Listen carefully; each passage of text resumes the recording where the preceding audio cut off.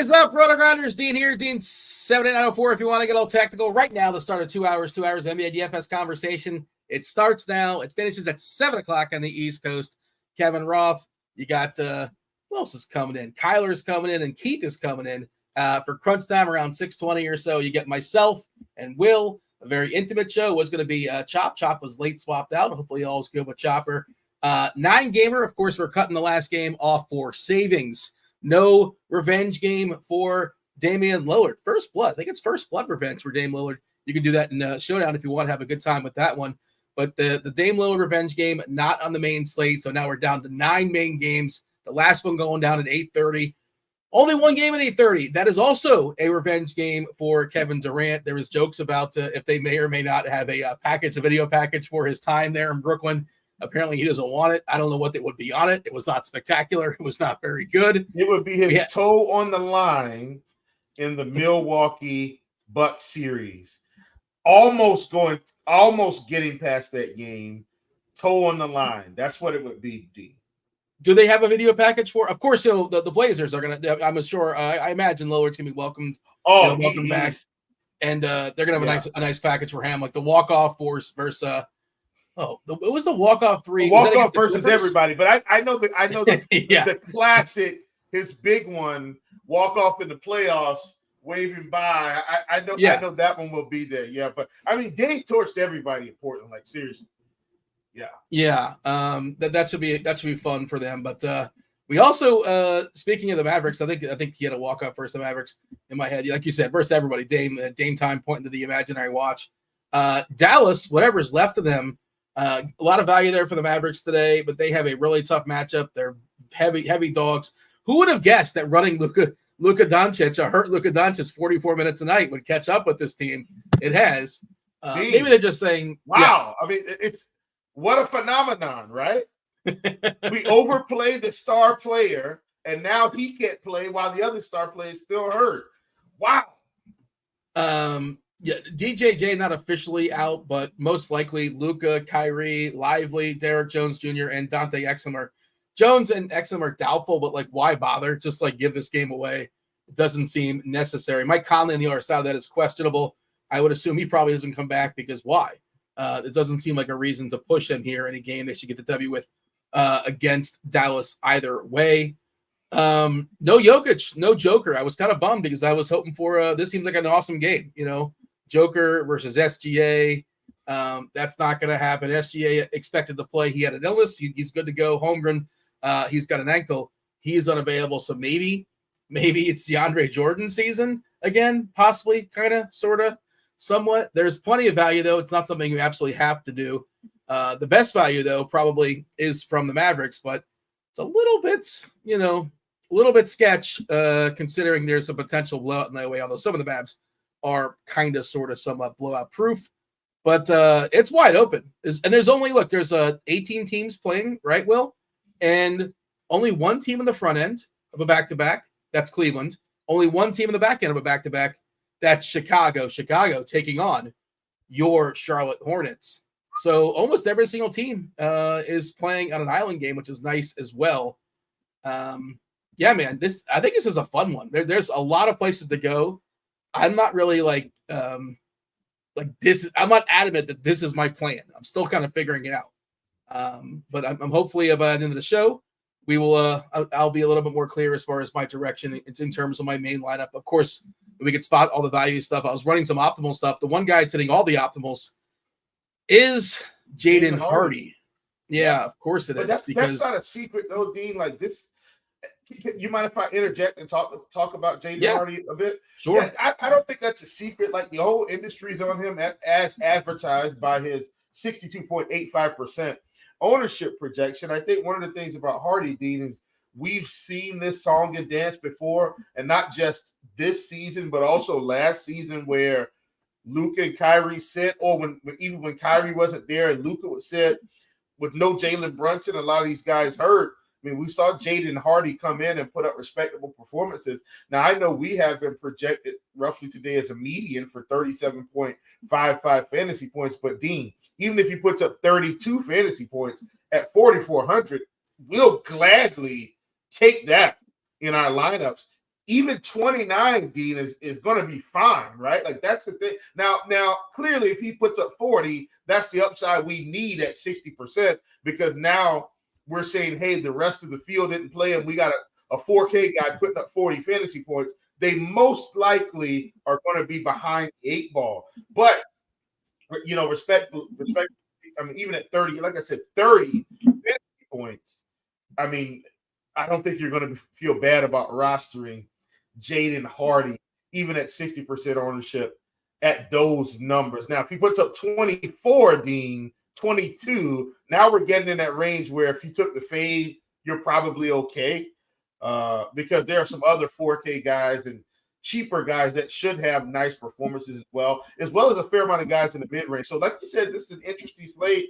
Kudos to DraftKings for loosening up the pricing. Dean, as much as we harped on them for day in and day out, what I'm going to do is I'm going to give them their week of our appreciation and praise, because this is what they should be doing. So to me, this is normal. So we shouldn't praise people for being normal, but because they've given us normal back, I would like to personally thank them for helping us build reasonable lineups and not having to play myself at 3K for 0 fantasy points.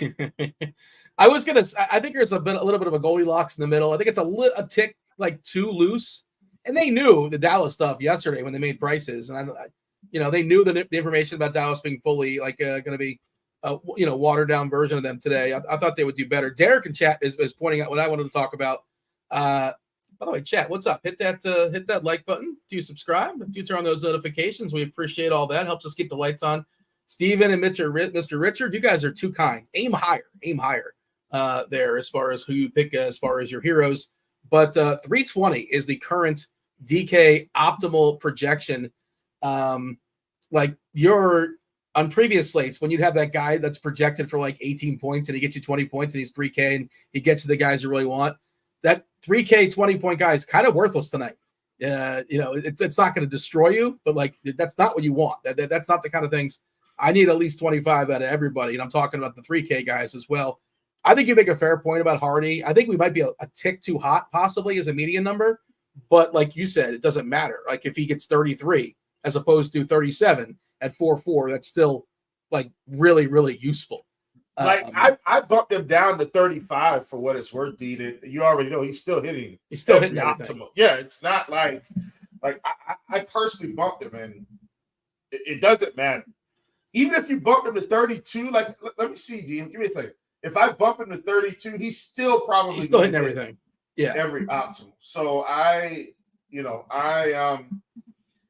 got to bump him to maybe 26, 27, maybe 28 or so until all of a sudden start pumping the brakes.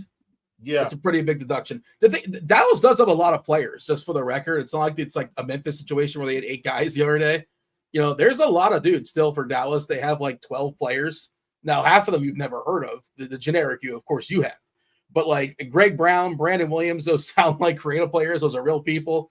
AJ Lawson, Prosper, Morris, Powell, Holmes, Curry, Cleaver, Grant Williams. They have a lot of people. I'm not sure if Hardy's blowout proof. I think he is mostly. Yeah. But there are other people where he wouldn't necessarily. Hardaway's the one I'm afraid of when we get there. He's the one that's kind of scares me because they're 13-point dogs here, which is a real. And I'm not so many tries. Minnesota's number one team in the conference. They should be. Yeah, without 2 of their best players, I can't argue with. I can't even argue with the bookmakers on that one. No, I don't. I'm not going to take a side on that, but if I was, I'd probably take Minnesota. I would take Minnesota minus the 13 and a half. Hey, did we say that the DK optimal is projecting for 320? Yeah, that's what Derek said. I'm at 305. I'm going to refresh. I thought I typically refresh before the show. I thought I was. But did you make some adjustments? You were saying you make adjustments. So you changing the middle? Yeah, but I didn't change any of the. I didn't change any. I haven't really changed much today, and I've got rid of guys that would not have had a good projection anyway. So yeah.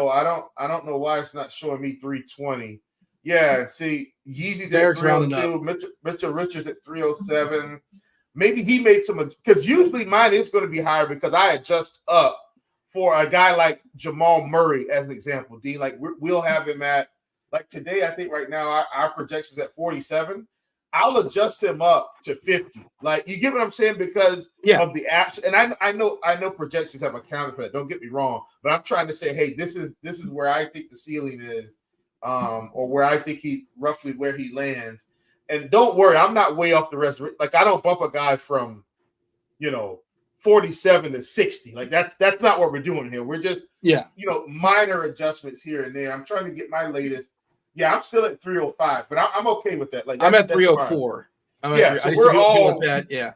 We're all. I had a little bit here and there, a little tinker this, a little tinker that, but some variance. And I'm seeing 309. Everybody does their own little thing apparently. I don't like the idea of just like push optimal. Like this is I don't. Have my own little saying. We make some minor judging here and there. Yeah. If that's what people want to do. I saw yesterday. There was a lineup that was duped like 90 times at like the min cash, like somebody kind of tweeted it out. And it's just like, look, again, do what you want to do, have at it. And, you got the optimizer. To me, that's no fun. And also, like, it's also not smart to just click the do something different, a little bit different. If you're playing in tournaments, you're playing cash games, whatever. But even if you happen to bank, if you happen to get lucky enough somehow to bank, well, you're not going to bank because you're splitting it with 90 other people, hit the optimize button and did nothing to change anything. Okay. Anything else we should say? I mean, there's a lot to talk about, obviously. A 9-gamer, a lot going on. LaMelo officially out, and I figure we're headed to that game, which we kind of already knew that, but he is officially not playing at this point. Man, what a mess. LaMelo officially out. Miles Bridges officially in. We're getting updates on the Lakers tomorrow. They're both questionable. I say they because both, we're talking about Davis and LeBron as they have been throughout the season. But why we talk about tomorrow? Let's talk about today. Today's 9-gamer. We'll deal with tomorrow when we get to tomorrow. Zion had a midday downgrade. That's something. And Jared Allen, I believe, was that the middle of the day that he got the illness Q tag. We're also expecting Garland to come back with his jaw. He was on a liquid diet. He couldn't eat for a while because of the jaw. He broke his jaw. So I'm not sure if he did he triple double? He came close to triple doubling like in 18 minutes or so. He was first game back. And a very short stint, D. And that's the thing with Ben Simmons, right? Like, there's still so much upside if he can just stay healthy. Like, come on, God. Man. How old is Ben Simmons? He's still like what, 26 or something? He's not young, 30 years old at all. Yeah. How old is Ben? So what would you guess? He's 27. All right. Yeah, I was going to guess I ruined it, the game. Okay, so Simmons officially out. I don't know how much that changes. We're only talking about like 20 minutes or so. No, that doesn't change much. But I'm saying it's just coming up, Dean. So I was just feeding you the intel. Okay. Anything else you want to say as far as big picture? There's a lot of ways to go. Paul George got a midday downgrade. It's another one. That's big to me. I think that might be. To me, Dean, that might be some of the biggest news of the day outside of the Jokic news. Like, I know the Jokic news is big, but we already have that. I do feel like them facing OKC, which is another, top tier team, this is a good matchup. Should still be pretty competitive, but I think the downgrade to Paul George, if the Clippers aren't without Paul George facing Washington, I mean, Kawhi Leonard and James Harden should go nuts. And I think that's where those guys are now going to be probably in big time consideration for tournaments. And I like Kawhi before the news. So like now with this news, and this is an early game, so we should get it well before crunch time. I hope. Kawhi Leonard is going to be an ultimate tournament play. Ultimate. Yeah, we have an if-then set up if Paul George is out, and Leonard and Harden both really jump off the page, especially on DK as DK values, really strong values on FanDuel as well. But they would both have a median projection. On DK, Harden 50, Leonard 51. I'm cutting off the decimals, but like that's really, really appealing.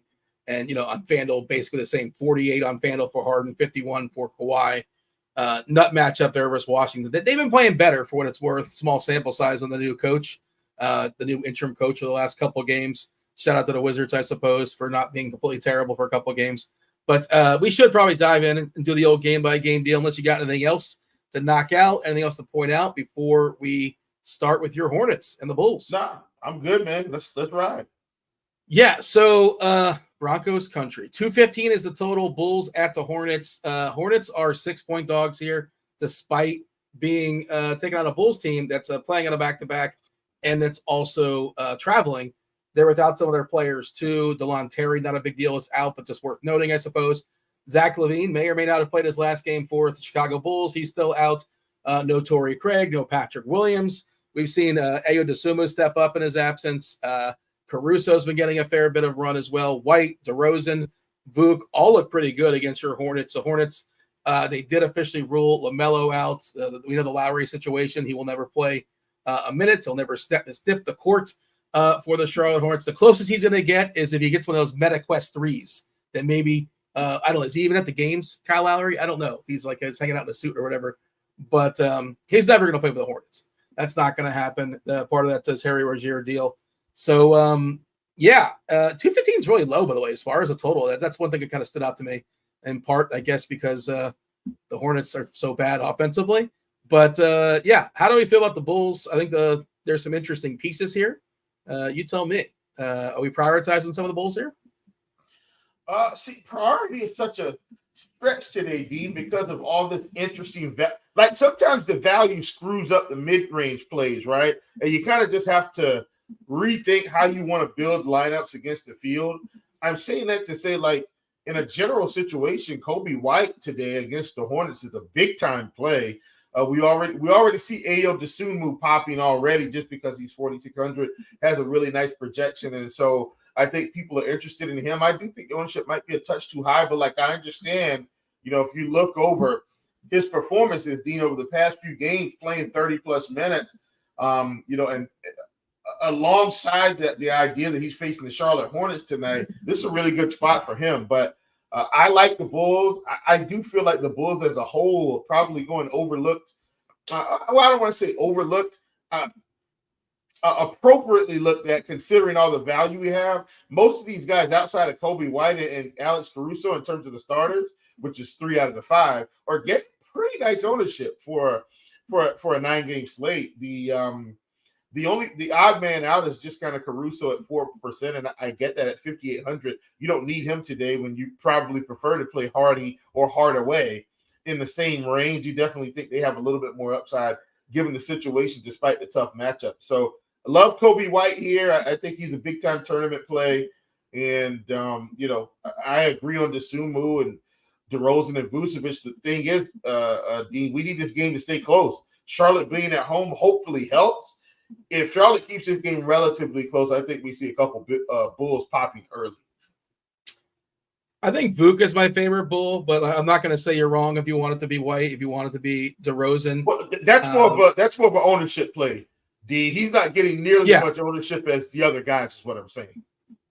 Yeah. And Ayo is not somebody I'm necessarily like seeking out, but if he makes everything work for me, perfectly fine with that. And speaking like the salary stuff, like Dosunmu is 4.6 on DK, a 28-point median projection.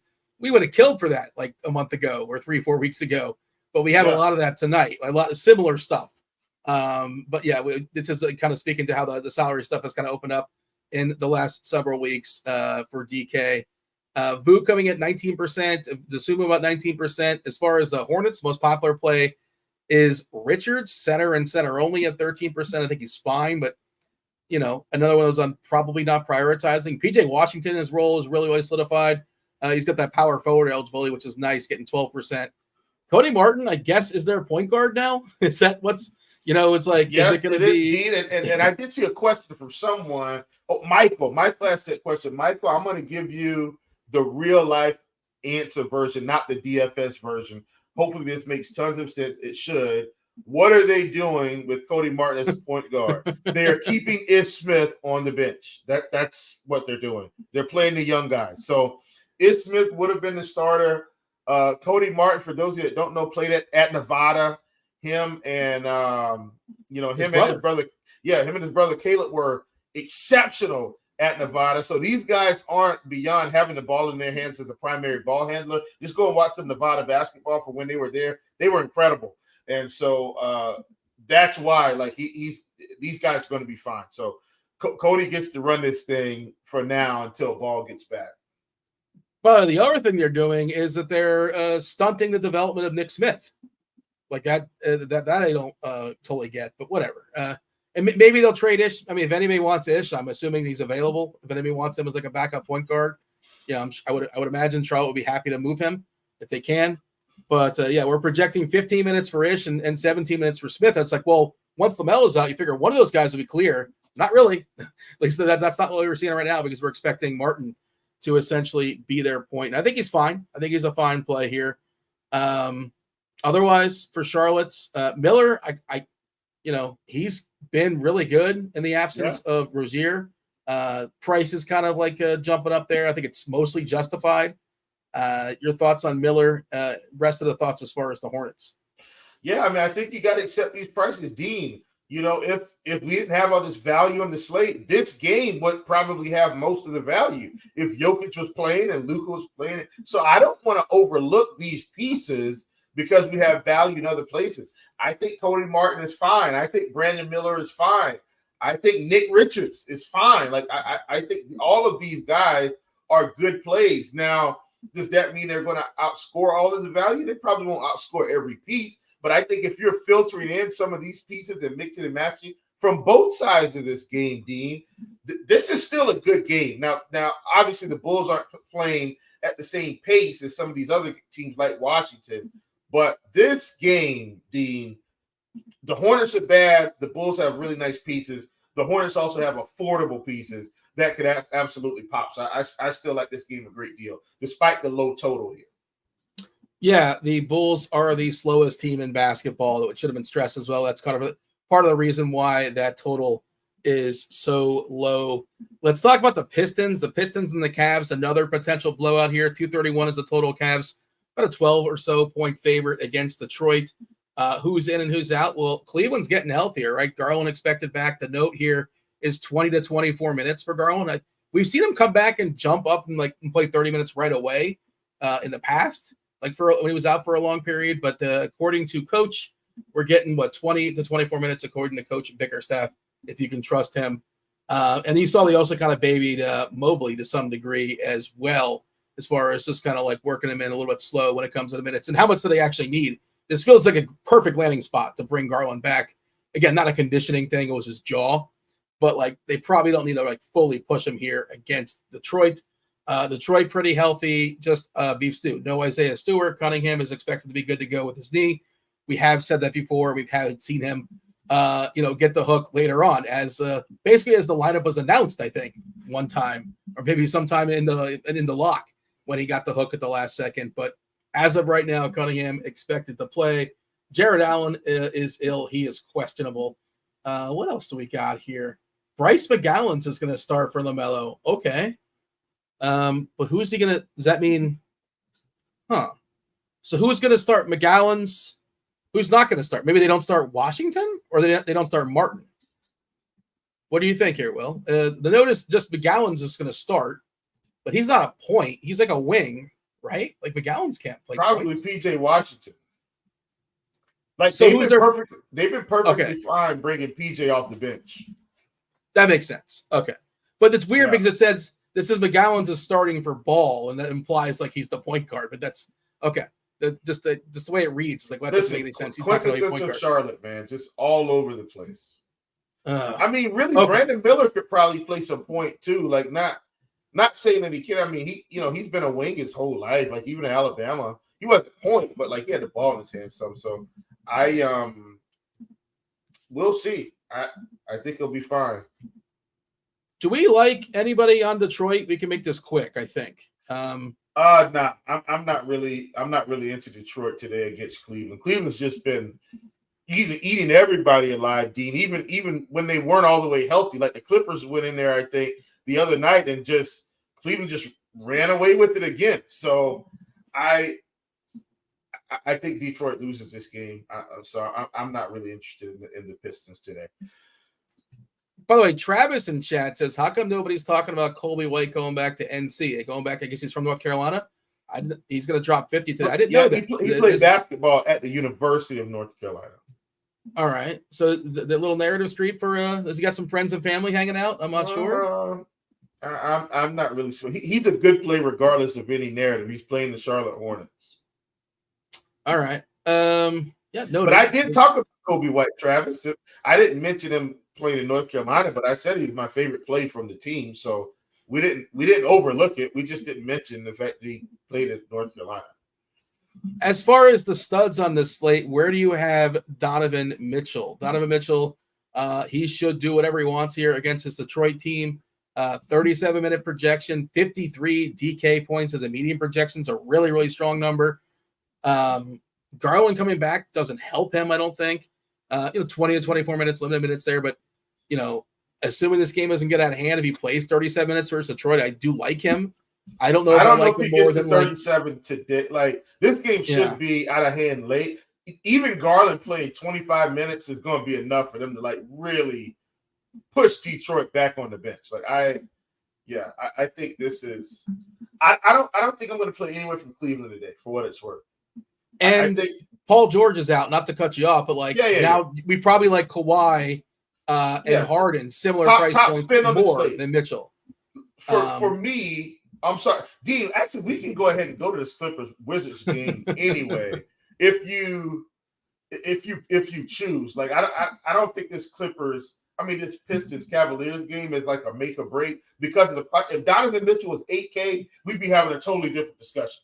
He's 9,600. If Jared Allen is out, nothing really significant moves, right? Like Dean Wade will get some run, extra run. Mobley's probably still on his minutes. We're still giving him 26 minutes because that's what it is. So I think if he was fully, full throttle, then Mobley would be great if you can project it for 34 minutes, but we can't do that. So it's interesting because nothing really changes. Mitchell just gets a little bit better, which is interesting. But otherwise, you'd think something would change if Jared Allen was out. He's a big piece here. And certainly you could play Jared Allen if he's, against this Detroit team. Certainly he could put up like a 15-15-5. Those are 5 stocks I'm talking about. And some assists too. I'll sprinkle them in. But just wanted to ask that question before we move on. If Jared Allen's out, I don't think anything significant changes when it comes to it's just going to be minutes dispersed to different guys. Niang will get a few more minutes probably. Yeah. Wade will get the biggest boost, but you don't want to play Dean Wade. Damian Jones will probably play 15 minutes. But I'm saying that to support your point, Dean. It's not like he's going to play 30 and then suddenly he vaults to this here, DFS play. So, I'm done with this game, Dean. By the way, Clippers Washington, I think is now the new orange is the new black. Let's. Did you watch that show on the Netflix? I did not.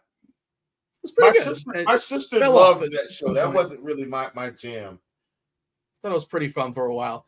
Let's put that game on pause and give the projection team a chance to adjust their projections for the Clippers and the Wizards, right? Sure. Unless they have it immediately, because I know they're prepared for it with an if-then. Let's just knock out one game and then kind of jump back. Does that work for you? Sure. Hey, I'm perfectly fine, sir. Let's do it. All right. Sacramento, Miami, 229.5. That is the total here. The Kings versus my terrible Miami Heat. They've not won a game in a while. I believe it's a 7-game losing streak now. They're pretty healthy. Duncan Robinson's got a concussion, so he's not going to be playing basketball tonight for Sacramento. Vazenkov is the only one that's currently questionable. Otherwise, Sacramento is fully healthy.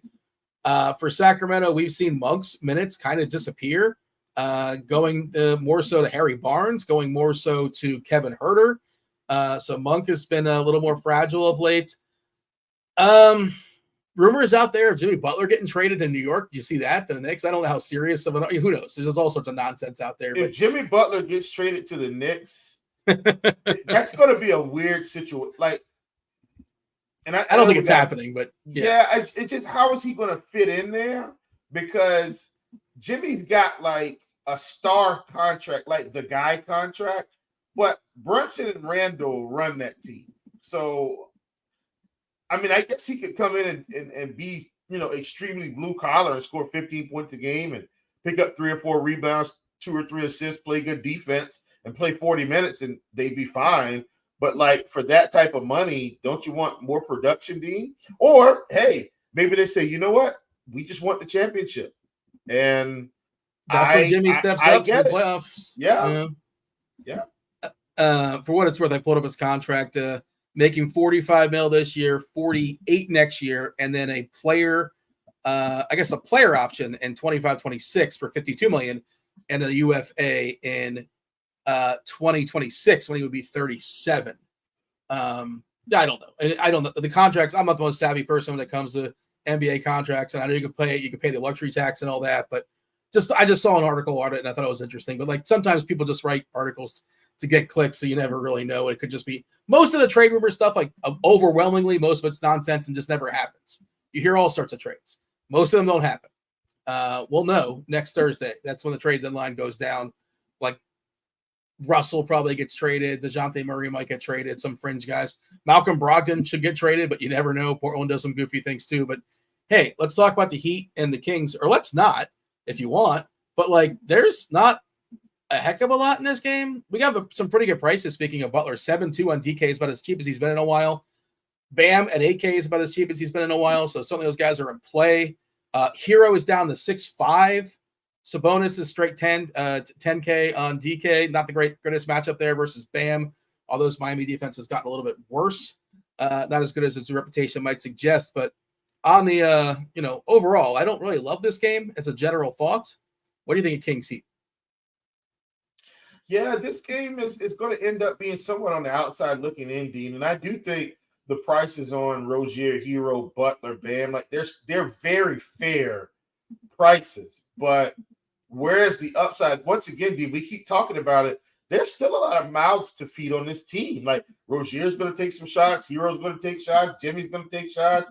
Bam is going to take shots. Hotcats is going to take shots. Like, Caleb Martin's still going to play some minutes. Kevin Love's going to get a few minutes. So minutes are everywhere. Shots are everywhere. Production is all over the place. And it is tournaments, Dean. Like, you could absolutely take some of these guys. Like Jimmy Butler at 7,200. If you knew, or if you feel like the old Jimmy Butler's on the way, he has put up 50 and 45 fantasy points at back-to-back games, Dean. And we have seen the score in 28 and 26 points over the past couple games. Like, we've seen him pick it up here personally. But, when does that fall back off with all these? Like, if Terry Rozier gets hot tonight, Jimmy Butler's not getting there.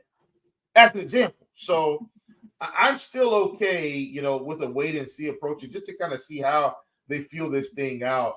Definitely think they want to try to get some wins under their belt as they get acclimated to this new-ish roster. All right. Anything else as far as this game, or shall we move on? We did get an update when it comes to the Clippers stuff, and I'm running optimals now, and to no surprise, Kawhi and Harden look really good. Powell, and Kawhi was hitting my optimals even before the Paul George news. He was already hitting my optimals personally. But I'm looking back at some of my old lineups. So now, it's just all the good players that I wanted to play. They're all going to be in play now. Like, I wanted to play Kawhi anyway. And so now he's kind of an obvious play. You got to share him. A lot of people are going to want some Kawhi tonight for sure. By the way, in chat, they're asking about we have a starting lineup for Denver. We do not. We have a projected starting lineup, which we'll see. We're currently projecting DeAndre Jordan to draw the start here for Denver.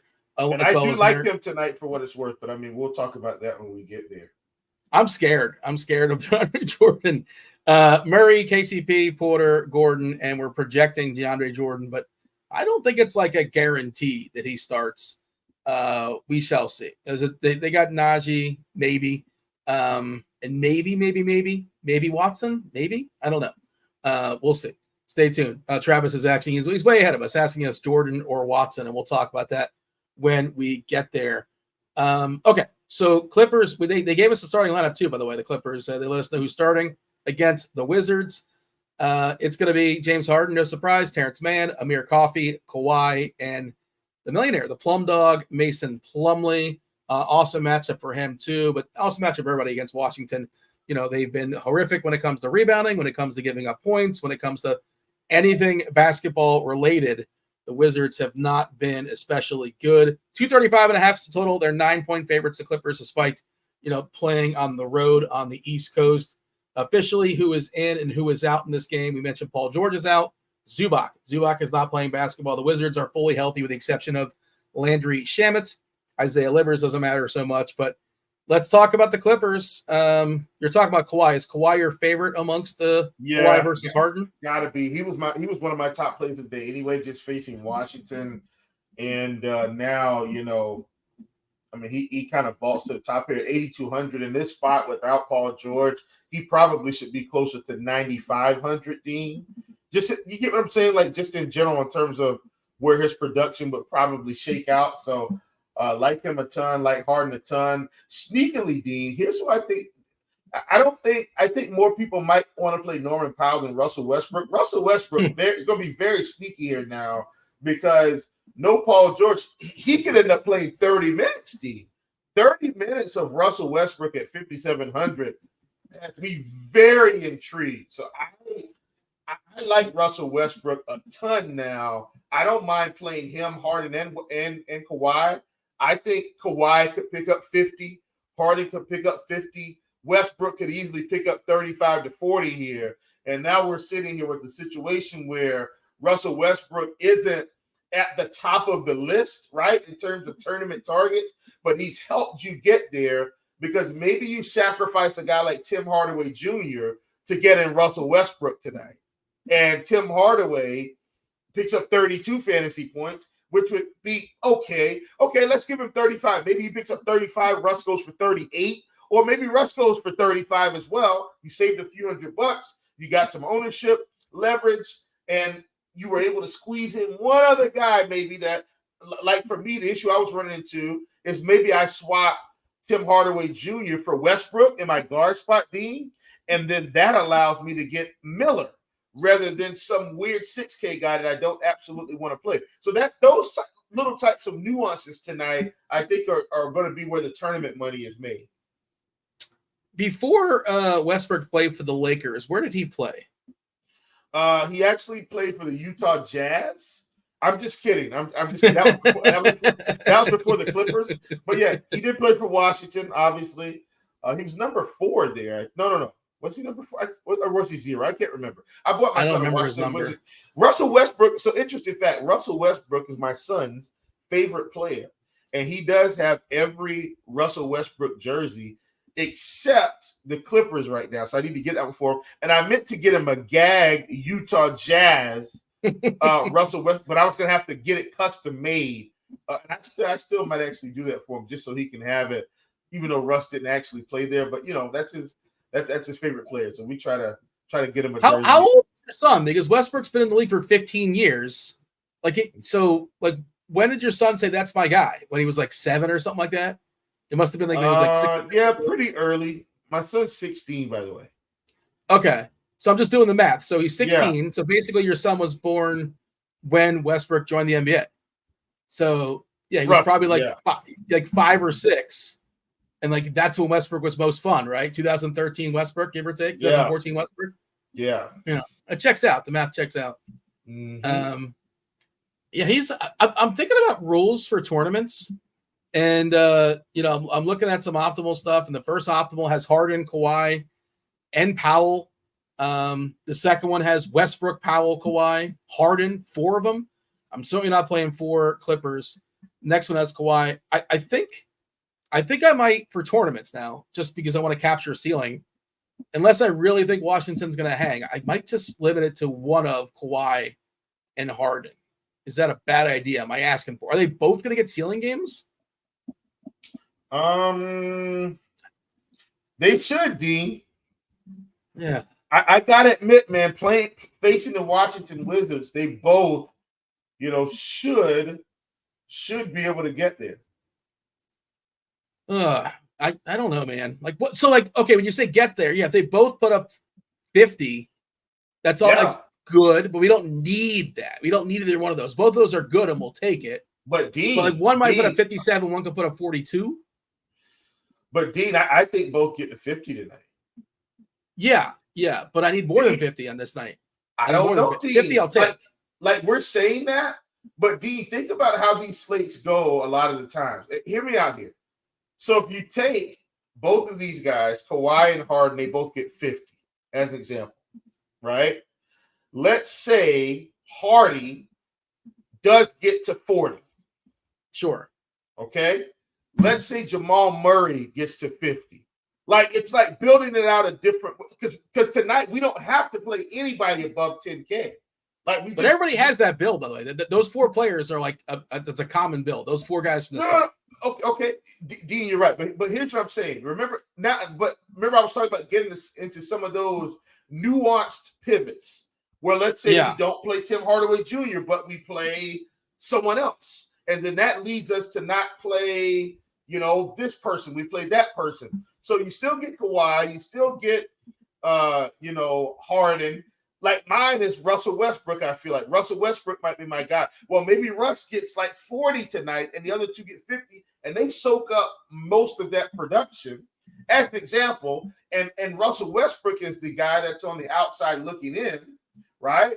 And then maybe you come down and you say, well, I know we're talking about playing, Dallas Mavericks, but maybe I like Rudy Gobert tonight at 6,900 with virtually no resistance. And he puts up 50. And so you've got this weird, interesting combination, and you just have 1 or 2 tweaks, and those tweaks are the difference between first place and 100th place. As an example. I'll tell you the interesting thing is that we don't. Well, certainly somebody might get there. We don't have Joker. We don't have Luka. We don't have Embiid, and those guys can put up like 80, and like you need that 80. And Giannis maybe on the main slate. And Giannis not on the main slate. Yeah. So that's what I'm saying. So maybe maybe there's not a 70 we necessarily need. SGA is the highest projected player for what it's worth. We'll talk about him soon enough. His ceiling is currently 68 or so. His RG value looks great. He's expected to be in the optimal lineup at 19% of the time. This is on lineup HQ. Of course, this stuff gets changed and tinkered with all the way up the lock. But it's a sort of interesting thought. Just get a bunch of guys that score 50-ish. That's all. Did you like Plumlee? Well, what do you think of Plumlee? Is he a little bit too ambitious for such a big slate? Because he's not a priority offensively, but we know the matchup's spectacular. The minutes could be a little shaky. Like Tice will get some run. They can go small as well. We've seen them close small many times. If I knew he was going to play 28 minutes, I'd play him. But I don't think he gets that many minutes, Dean. They've shown us it's going to be 22, 23. Most he plays is probably 25, which could be enough. But I don't even think he gets there. So that's really more of a minutes fade for me. I just think there are too many other really good plays playing 30 minutes that we don't have to go there. We're projecting 22, Tice 19. So, and what I guess there's no true center otherwise. We're giving Kobe Brown 6 minutes, so I guess might be their center. I don't know if that's like a hedge thing. Not that you want to play Kobe Brown, but just trying to figure out the minutes there. We didn't really talk about Washington. Do we want to talk about Washington? I guess Kuzma is the best run back, I suppose, but I don't think you have to run anything back if you don't want to. Do you have any thoughts on the Wizards? Or are they just right there with the Pistons? Like we don't need them. Yeah, I don't think we need them. I'm good. Yeah, large field stuff, sure, whatever. If you want to dabble in some Jones or some, I guess Kuzma, I suppose, but nothing that's even close to a priority. Let's move on. Let's talk about the 8:00 games. Right, we got New Orleans and the Rockets. 230.5 is the total. I'm trying to see if we have any news here. I'm guessing we didn't, right? As far as Zion, last we saw Zion midday downgrade. He's not going to, we'll say Herb Jones also is questionable. Houston is about as healthy as they've been in a while. Tari Eason is still out, but otherwise they are full throttle, good to go here. 230.5. Rockets are 1-point dogs at home. I think this game gets lost a little bit on in the slate. It certainly could change things if Zion doesn't go. I think we have an if-then set up for it. Let me just double check. We do. Not surprisingly, Ingram and McCollum would get the biggest spikes. Valanciunas will become a slight DK value, but his minutes have been fragile. Many times he's not starting the second half in favor of Larry Nance. Many times he's not closing the game. Sometimes in favor of Larry Nance. Sometimes they just go without a center to close out the game. you're going to need some side. You're going to need some girth here against Alperen Şengün on the other side. So maybe Valanciunas' minutes are a little bit more secure. Not that you want to play him necessarily, but just sort of think it's worth noting. Pels, Rockets. Oh, man, Dean, I just built my lineup. Yeah. I have 0 salary left. Oh, it's beautiful. And I'm like, wow, this could work. News is going to blow it up. Work. Huh?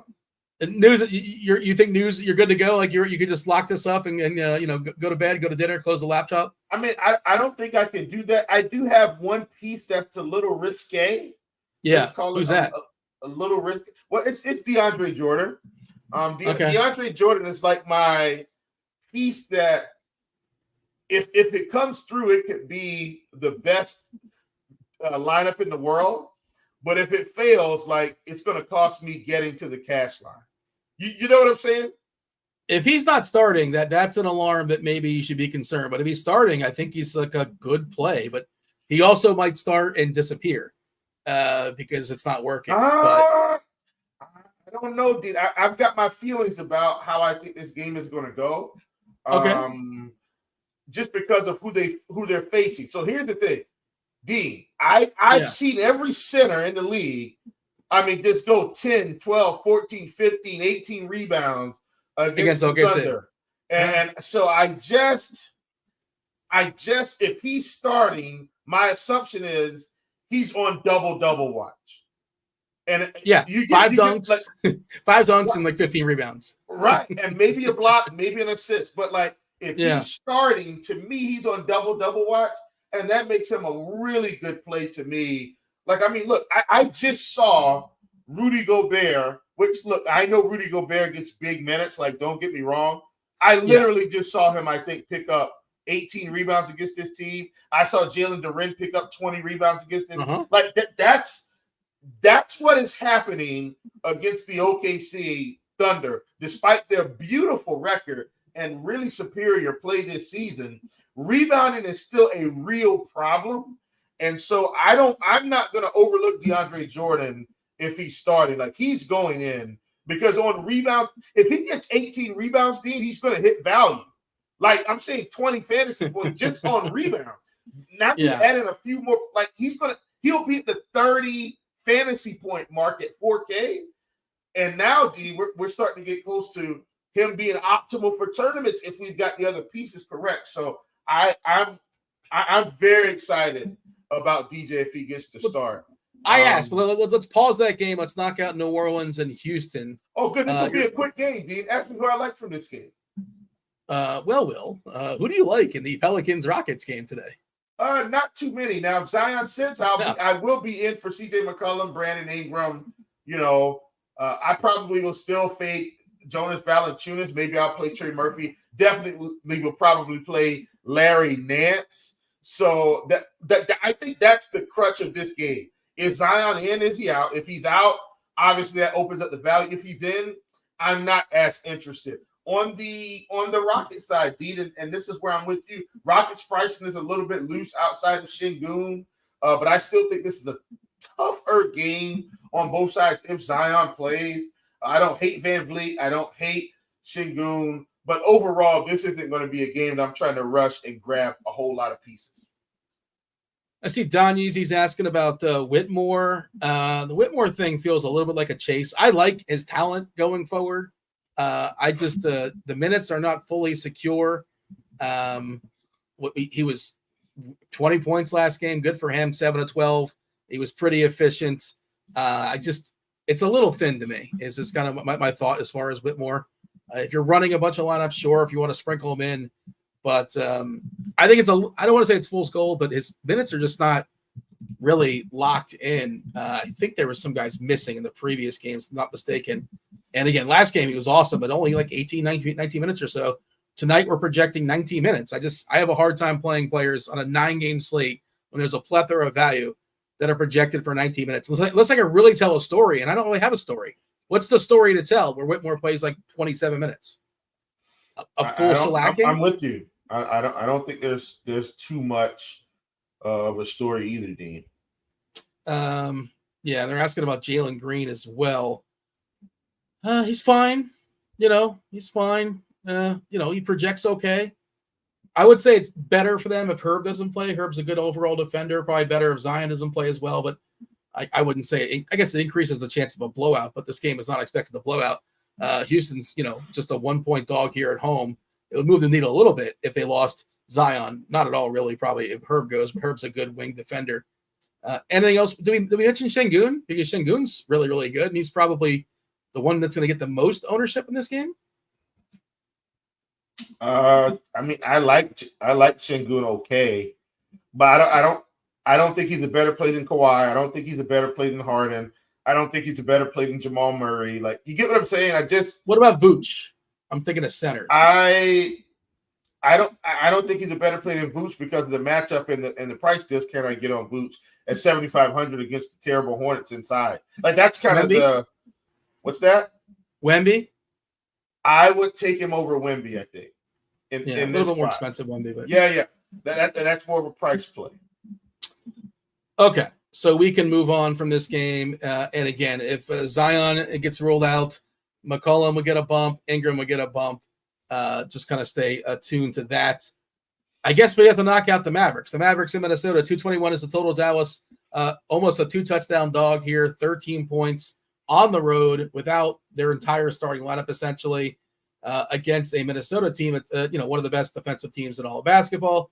As far as who's in for Minnesota, it's just, who's out is Mike Conley. He's currently questionable, I should say. Wouldn't surprise me if they rest him here.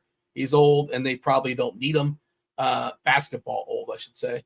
By the way, speaking of old, shout out to Bobby Gomes. It's Bobby Gomes' birthday. I don't know if he's lurking out there in the chat or not, but everybody wish Bobby a happy birthday or let him know on the Twitter. Wish Bobby a happy birthday. Luka's out. If you missed anything, Luka's out. Kyrie, of course, is still out with his thumb. Derek Lively, he's got a nose, so he cannot play basketball tonight. And then DJJ, he's got a wrist that he's doubtful, and Dante Exum has a knee. He's doubtful. Those guys aren't officially ruled out. I suspect they will not play. Here's the official Hornets starting lineup. It's McGowan's, Martin, Miller, Bridges, Richards. Yes, as suspected, no Washington starting. You still can play him. Dean, listen, I'm a Charlotte Hornets aficionado. So listen, if I tell you how we think this, you can almost take it to the bank. If I get some new, I'm like, oh yeah, they're just gonna pull. Yeah, so that's not a brag. It's my favorite team. I practically know what they're gonna do. And what they need to do this season is fire Steve Clifford. And I don't hate Steve Clifford, but come on, man, we've had 2 really bad stints. Like, we can't keep. Sorry, Dean, go on. I'll get first. They gotta fire him and then hire him in 2027 for the third time. Oh God. keep firing and hiring the guy. Okay, let's talk about Dallas. Let's see ownership stuff. I wonder if it's changed a little bit. Well, we're still going to get a ridiculous number on Hardy. Hardy coming at 65%. Hardaway coming at 30%. He's the one that's a little bit more fragile just because possible.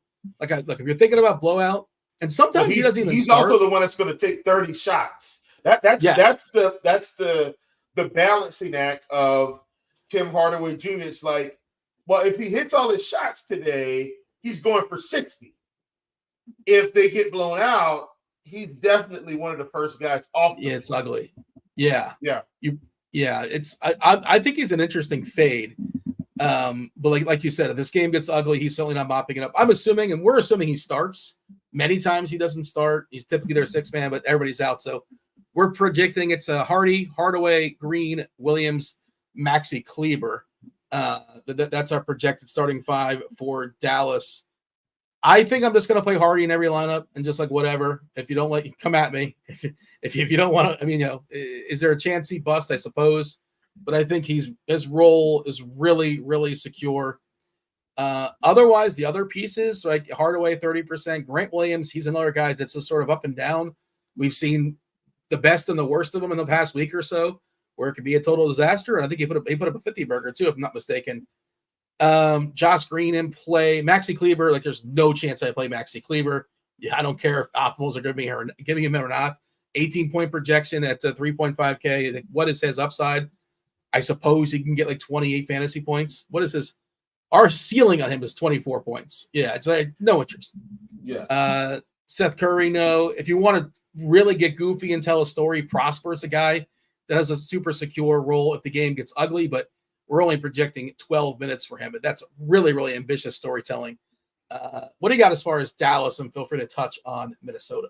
Yeah, I mean, I think it's pretty straightforward, D. You take Hardy. I think your next guy in, if you want to play anyone, is Tim Hardaway Jr. I think your next guy in, if you want to take anyone, is Josh Green, because his minutes are going to be secure if it's – and I'm talking through if this game is close, Dean. So I want to make sure I'm being specific about that, because if the game gets out of hand, I don't think anybody's safe but Hardy, because I think they sit Josh Green. I think they sit Grant Williams. I think the only person that's safe in a blowout that's starting is Hardy, in my humble opinion. But if the game is tight, then I think Hardy, Hardaway Jr., and Green are my top three. From the Minnesota side, I do have some interest in Rudy Gobert today, Dean. I think this is another interesting rebounding spot for him. You know, like the other night, Dean, we saw 12 points, but I think 18 rebounds. He put up 40. And I'm not saying 40 is slate breaking, but 40 is still good enough, I think, on this slate if the value comes through for you. And I think he will be different enough on this slate to make a difference. So really like him. Anybody else on this team? I don't hate Anthony Edwards. Like, he's the guy that's leading. He's the guy that can put up 50 real points. So I don't hate him. But that's about it. Hardy, Hardaway, Green, Gobert, Anthony Edwards. Those are my thoughts for the Timberwolves and the a lot of the teams we like to exploit for terrible rebounding. We talk about the Wizards. The Wizards only getting 45.1% of the rebounds, which is it's historically terrible. Dallas, the second worst rebounding team. We talk about OKC. They're on the podium. They're third. Yeah. You got the Bronze, and your Hornets are fourth on the outside looking in. And we'll talk about the Spurs soon enough. They are also really bad at rebounding, despite having a dude that's 7'4". Minnesota, I kind of expect a blowout here. I'm not against playing players in Minnesota, but I'm not prioritizing anybody either. And certainly Gobert can put up like a 12, 18, and 4 stock kind of game. Certainly Edwards can put 40 points in the bucket. It's popularity-wise, Edwards only getting 12%, Cat 10%. They're fine. If Conley doesn't play, nothing really changes a ton for me. Like, Naw is going to get more minutes, but I don't think I want to play 4 or 5 Naw to get like 24 points. Like, that's fine, but it's not something I'm going to prioritize. I think we can move on, right? Unless you got anything else as far as Dallas, Minnesota. Yeah, I'm good to move, man. Good to move. All right. Crunch time, 15, 20 minutes or so. You got Roth, you got Keith, and we have Kyler's coming in as well. Returning champion, Kyler's coming back as well. Taking y'all straight up to lock. It's a little past 6, so we got an hour until 7 o'clock until the slate will lock on us. Magic. The Magic are playing the Spurs, 226.5. It's a total good matchup here for the Magic, of course. They are 6-point favorites against San Antonio. Who's in and who's out as far as this game? Well, the Magic are fully healthy, which is kind of annoying because when they're fully healthy, they're sort of Jazz-like when it comes to their rotations. Gary Harris is out. That doesn't matter so much. San Antonio, we do have some bodies that are up in the air. That's Zach Collins and his ankle. He is questionable. And Keldon Johnson, the entire body, the big body Keldon Johnson, specifically his elbow, has him questionable tonight. Orlando, San Antonio, start wherever you want to start. Yeah, I think Orlando is in an interesting spot here, Dean. The problem is I'm not thrilled about rostering these pieces because the team is back healthy. So, when I look at the Magic, while they've been good most of the season, Fultz is back, Suggs is, fairly healthy. He's been around most of the season. Franz Wagner is back, Paolo's back, Wendell Carter Jr.'s minutes have picked up, Dean, so he's back. Which he could be okay. Cole Anthony's playing. Jonathan Isaac is playing. Mo Wagner's playing. Anthony Black is playing a few minutes. Joe Ingles is playing a handful of minutes. I just think too many guys are playing for this team. And while I understand Franz and Paolo are the engine that's going to make this team go, I'm willing to fade Paolo at 8,400 tonight, understanding that I feel like Jamal Murray, Kawhi Leonard, and James Harden are better plays in a relatively close price range. Then we've got Franz Wagner at $7K. I I think if I had to play someone from the Magic, it would be him. This should be an up and down game. I think Franz Wagner still has plenty of meat on the bone. We were paying $7,500 for him earlier this season, and he was really producing, D. Now, he came off that injury, and obviously we're That's when Bankero was out, though, right? Or am I making that up? No. He was in. Yeah, even when he was in.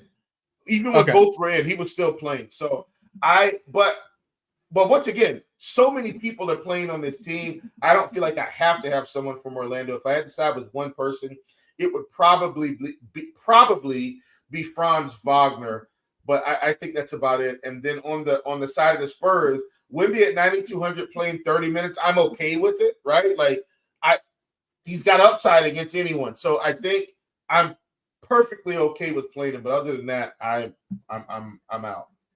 We're even giving him 31, which is kind of surprising. He's creeping up as far as his minutes as a median projection, 31 minutes for Wemby. You don't really love the matchup, but I think it's fine. Like, he's going to do his thing out there. Perfectly fine on my tournament stuff. He's the most popular play. If you have lineup HQ, feel free to give it a refresh because we just got a projection update as of 5:57 on the East Coast and a ownership update as of 6 o'clock on the dot just a few minutes ago. Most popular play in this game, according to our current ownership projections on DK, Wembanyama is 11-ish. Only guy in double digits, Wagner. That's Franz Wagner, or the brothers Wagner, getting 9.5%. Bankero 6.9%, and everybody else less than 1%. Sohan, we saw him lose his closing minutes last time to what did he lose? He was Jetty Osman, I think, closed over him, if I'm not mistaken. Pop's just going to do those things sometimes, just kind of sort of playing hot hand stuff, and he's a little bit unpredictable when it comes to the secondary plays. Will anything significantly change if Keldon isn't in? I don't think so, right? We have Jetty Osman looking at. We were giving 26 minutes to Jetty Osman if Keldon doesn't play. Wemby would just be basically the same. Do you care? I trust the projected team on that. Like, I'm sure Jetty would get those minutes. He currently sits at 17 minutes, and he would jump to 29, and it would be about a 24-point DK median projection at 3.2. So. He could be useful. And it's one of those, Jetty Osman's one of those flow of the game kind of players. If he's playing well, he'll stay out there. If he's not playing well, he'll get the hook. There's somebody that can definitely replace him. And there's really no way of projecting him, but he could be active offensively. So I think he's interesting at 3.2. We don't need begging for value plays, but if Keldon's out, I think Jetty Osman is pretty interesting. 8 o'clock game, so who knows when we'll have that information. But just put that one in your back pocket if you're desperate for a cheapie later on. All right. Anything else, or shall we move on? We're moving on, right? Moving on. Let's see. We got 2 games left. Plenty of time. About 10-ish minutes until crunch time comes in. If you have any questions, by all means, fire them off. Brian says he joined late. How much run does Drummond get? Sorry, late for joining. We have seen Drummond and Vuk play together. He's in that. I think he's been in that 17 to 20 minute range. He's also not cheap. He's not cheap, right? He's 5'4". Yeah, so if he was 3,500, man, I mean, sure. Yeah, he'd be in play. Wasn't the Hornets one of the games where he played? He went nuts against. I think he was. Obviously, that was when Vuk was out. Always. When Vuk was out, though, he had his fun against Charlotte, and I believe Vuk wasn't in that game. I'm trying to recall, but I feel like he had one of his biggest games of the year when Vuk did not play. Okay. And thank you for that. You guys are kind. Yeah, last night was a good night in the DFS streets, but you know what?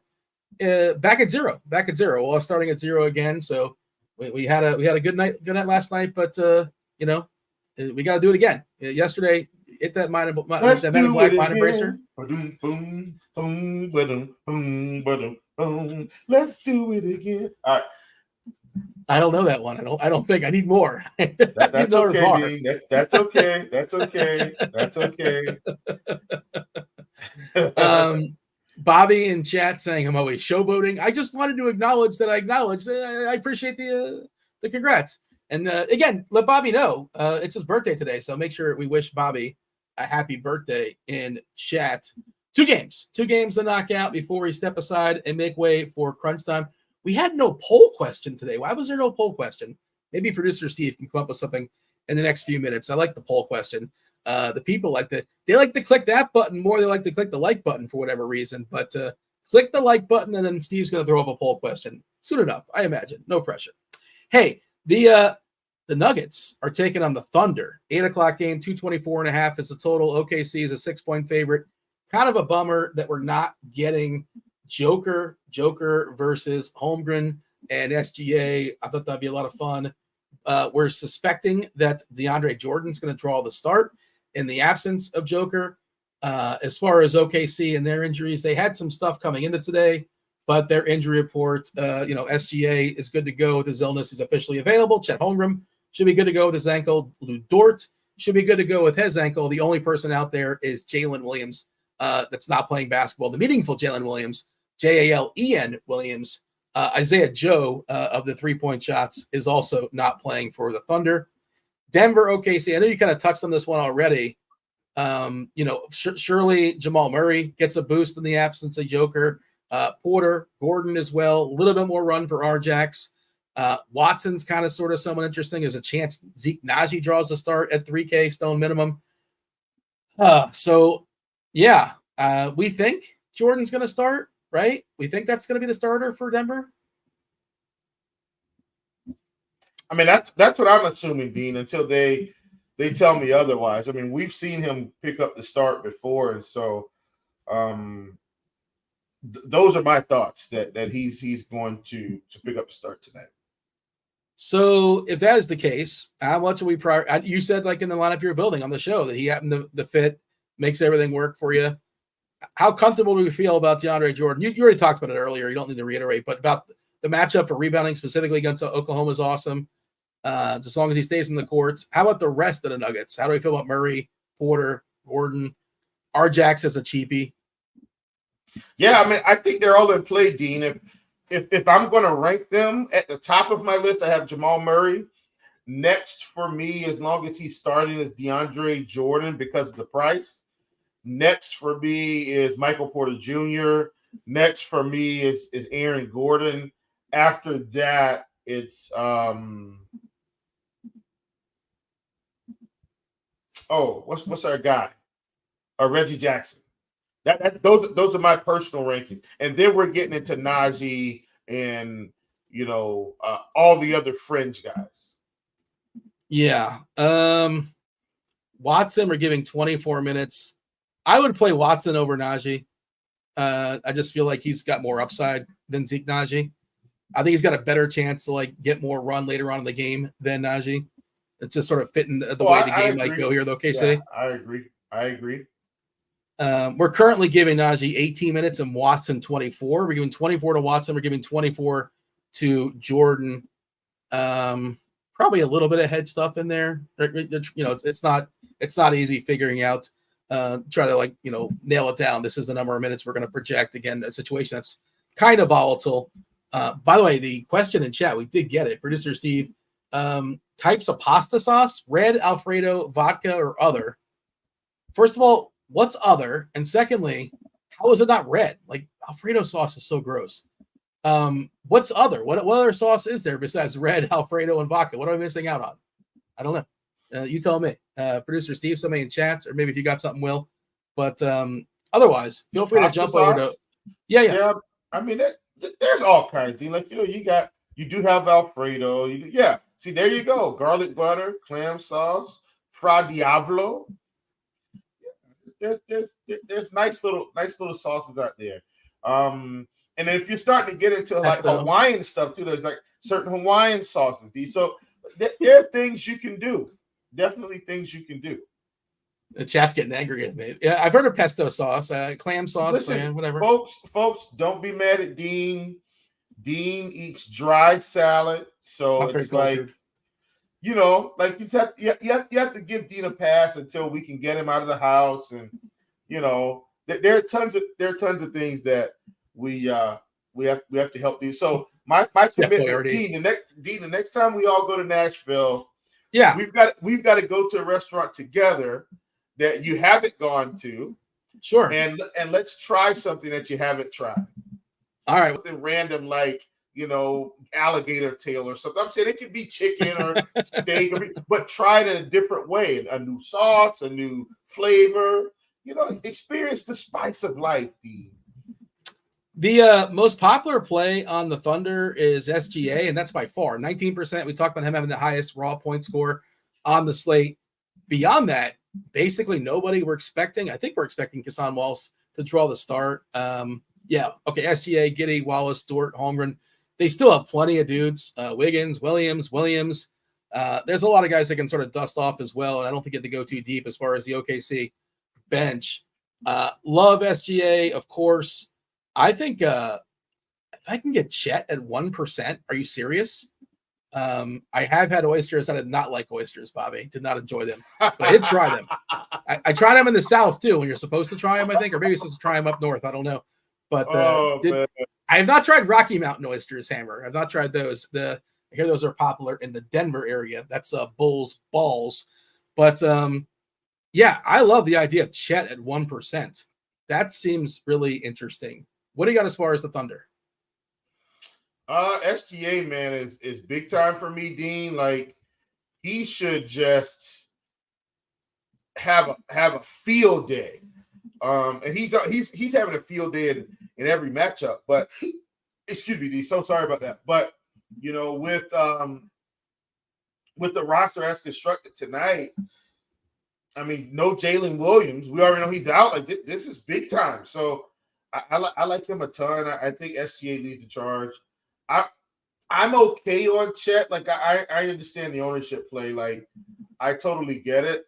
Are they going to unleash Josh Giddey tonight and play him 30-plus minutes because Jalen Williams isn't playing? Maybe. Like, at 5,900, he's probably a really good tournament play that isn't getting played tonight, for what it's worth. Like, if he plays 35 minutes and has the ball in his hands enough, I mean, he could have a monster fantasy performance. So I like Josh Giddey a great deal here. We're only giving him 28 as a median projection for what it's worth. It's hard to project him for more because they don't tend to give him more. Now I know Williams is out, so maybe they do tonight. Last game. Let's touch on the last game, the Durant revenge game. Nobody coming in at more than 10%. Also Bridges too, revenge. Sure, why not? Dual prong revenge here. Phoenix in Brooklyn. We saw Ben Simmons was ruled out. By the way, Brooklyn, I'm seeing only 10 bodies. This is interesting. Is this right? Do they only have 10 bodies tonight? Unless something's wrong here on the lineups page. They're without Simmons. They're without DFS. They're without Sharp. I'm seeing it looks like 10 active players. That's including such people named Harry Giles III, Trent, Watford, Lonnie Walker IV. We might see some tight minutes. Mikal Bridges. What do we have? He's got to play like close to 40 here. I didn't realize they were this thin when Simmons was ruled out. What is our minutes? 37 for Bridges. He might be the sneaky hammer of the night at 8 or 9%. Claxton 34, Cam Thomas 33, Dinwiddie 30, who's been up and down and more down of late, but they might need him to step up a little bit tonight. And the Phoenix side, we've seen either Booker or Durant, one of those two, basically go off every single night. Injury-wise for them, Bull's got a foot, so he's questionable. Grayson Allen also questionable. If he doesn't go, Eric Gordon tends to get a bump there. Your thoughts as far as the Suns and Brooklyn, the revenge game? Yeah, I mean, not really thrilled about this game. I'm still in the camp, probably by myself, that I think Devin Booker is still a little bit too expensive, and I think he's priced up because he had a couple of games where he exploded. Obviously, we saw him come back down to earth the other night, which is, I think, reasonable, in terms of his scoring, because he's not going to be able to score 40 points a game with Bradley Beal and Kevin Durant playing, and those three guys practically taking all the shots. So I still think, Booker is a little bit too expensive. I think Booker should be somewhere between 8,700 and 9K maybe on a night-to-night basis. So I'm just not thrilled about this game overall, Dean. Like, Nurkic is kind of just out on an island by himself now. Kevin Durant, his price is coming down at 9,100. I don't hate taking a shot, but I don't really care about the revenge too much here. Not vengeful? Yeah, I don't feel like I don't care about the revenge in this spot with him. So Wemby or Durant? J3 wants to know Wemby or Durant. Who do you prefer? Who's going to get more DFS points? I think Wemby gets more DFS points. I'm taking Wemby at 9,200. Definitely taking Wemby. Keldon Johnson, his entire body has been ruled out tonight. Also, Zach Collins not playing basketball, so we might get a sneaky, I guess not sneaky anymore because everybody has projections, but Jetty Osman could be a guy that pops a little bit. Don Yeezy wants to know our thoughts on McGowan, who's starting for Charlotte. Mine is a nah wave. Your thoughts? Yeah, Charlotte needs weird fringe guys like McGowan's and Nick Smith. They don't seem to want to actually play them. Like, they want to play Bridges. They want to play Miller. Miller is the guy, like, to me on Charlotte that they seem to be trying to find a way to hand him the keys with LaMelo out. I personally think they just need to trade Bridges and LaMelo and maybe PJ Washington. Just go find those guys at home where they can play some winning basketball. And this is just me as a fan. I know we've heard this song and dance before from me, but it's so frustrating watching good players rot away in Charlotte. Like, I'm not one of those fans that's like, oh, let's just hold on to – no. Trade LaMelo to the Lakers or something, and let's build this thing back up. Like, keep Brandon Miller. He's on a rookie contract. We're going to have to pay LaMelo at some point anyway. Hold up. Yeah, it's not working. It's just not working. I don't know how tradable Bridges is. That's a conversation for another day. But I mean, he could go to one of these mid-range teams. Like, you don't think the Dallas Mavericks would be glad to have a guy like Bridges over Grant Williams starting? You're crazy. They gladly take Miles Bridges in Dallas. Well, he's expensive and he comes with baggage, is the point I was making. But I got you. And I know the Crunch Time crew is here. Sorry, guys. Don't listen to me rant and rave about my terrible basketball team that I'm a fan of and have had to suffer since the late 90s when we were actually good.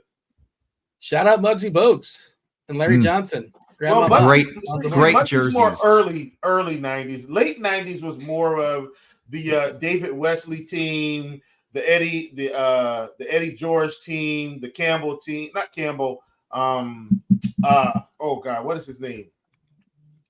Not Alonzo Mourning, but there's another team that was good after that team. All the names are eluding me now, of course, but.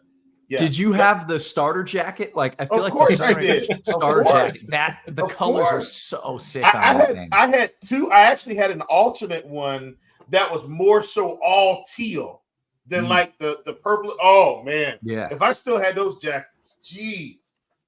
Yeah. If you remember, AC Slater, Albert Clifford Slater, for the uninitiated, on Saved by the Bell, rocked the Miami Heat starter jacket in the the intro. So there you go. Shout out to the Miami Heat as well. That's what I was picturing. I'm picturing starter jacket. Roth, when you're picturing the Hornets uniforms, are you picturing like turquoise, purple, or like the white with like the pinstripes? Which one are you picturing? I think I was going with purple, but the turquoise were sick too. Like, I was a big Charlotte fan. I don't know why, but I had it was a fun team in the early 90s. Yeah, they were fun, man. Dean, I got a question for you before you go. You had, I think, $1,000 free bet, which is insane. Yeah, I didn't know that was a thing. Did you place it?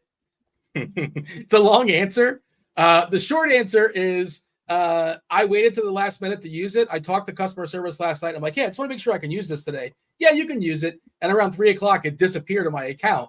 And I'm like, hey, this disappeared. Like, yeah, I guess I activated it like 7 days ago at 3:05.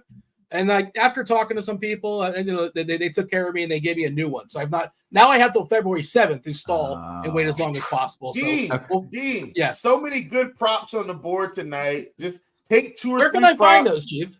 You can find them at our lovely props and pick'em package presented to you by RotoGrinders, or you can head on over to Scores and Odds and look at all the beautiful content that we have there as well. D, just take you a couple of props that everybody likes, put it together, get you something at plus 500, and let it ride. I mean, that's $5K back in your pocket if it comes through. So, I know that might not be the $1 million answer you were looking for, but take the small ones, man.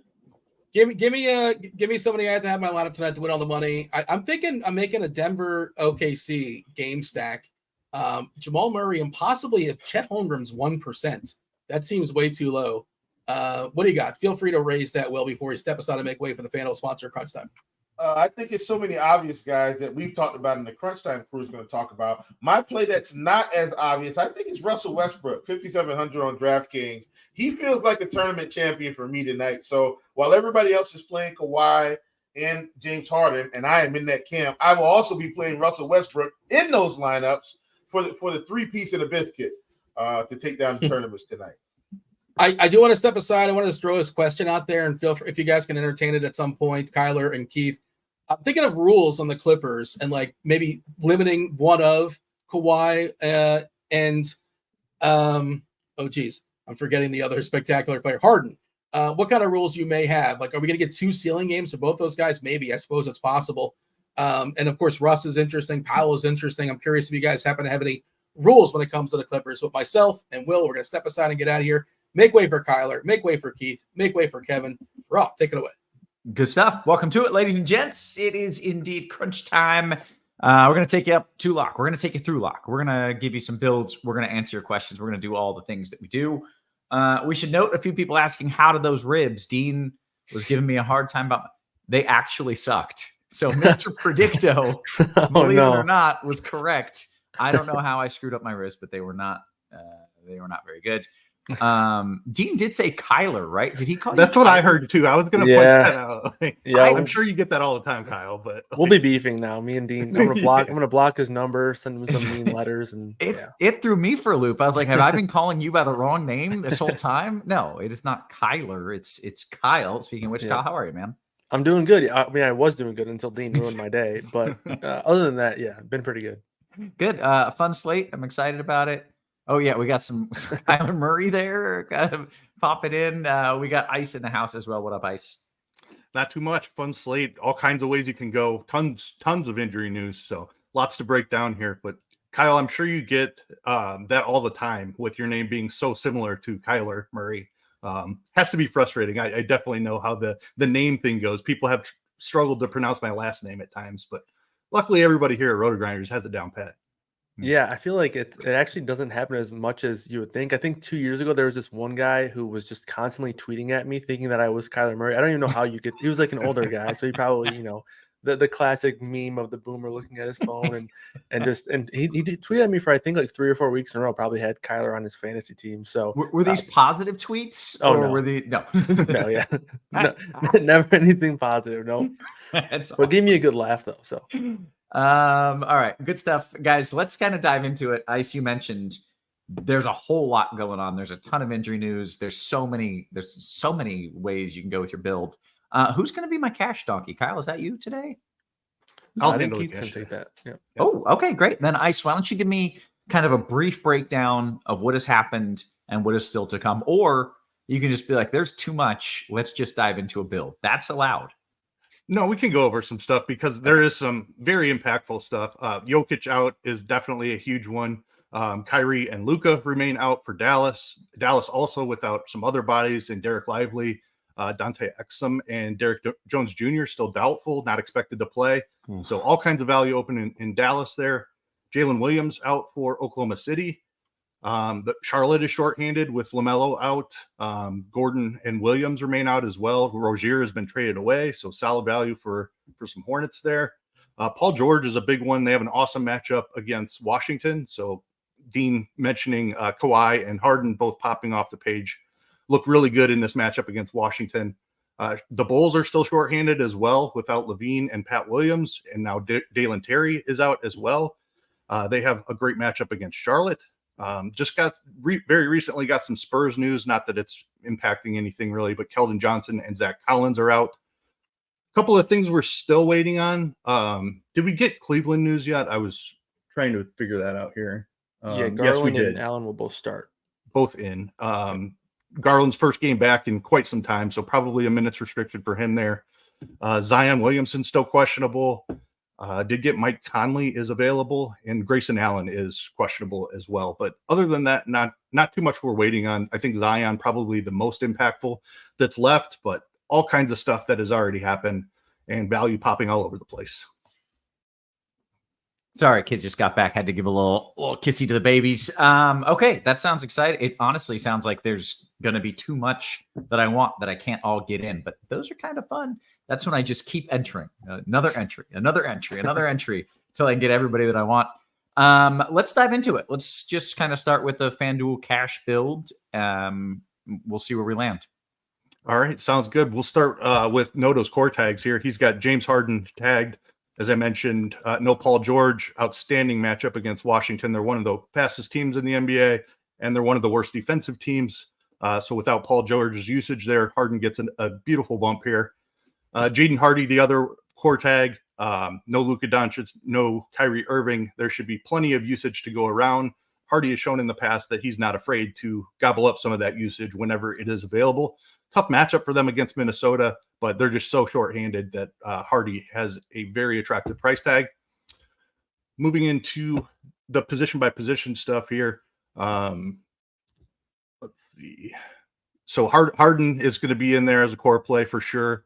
If you're looking to spend up again, Jamal Murray is a guy who is certainly in a great spot with no Nikola Jokic. I think SGA has a fair price. Oklahoma City is shorthanded as well without Jalen Williams. So if you have the money to get up to SGA, I do think he's cash viable. Saving a little bit of money, I'd be looking at Ayo Dosunmu. Should be playing a ton of minutes with as shorthanded as the Bulls are. Russell Westbrook is also interesting. Shorthanded Clippers team in an awesome matchup. A couple of shooting guards here. Tim Hardaway Jr. It should be the usage leader for Dallas.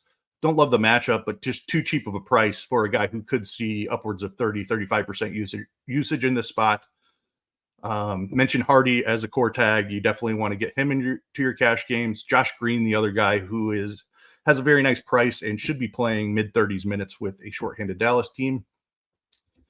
At the forward positions, Kawhi Leonard is definitely somebody I want to get in there. Same situation as Harden, just an awesome spot for him.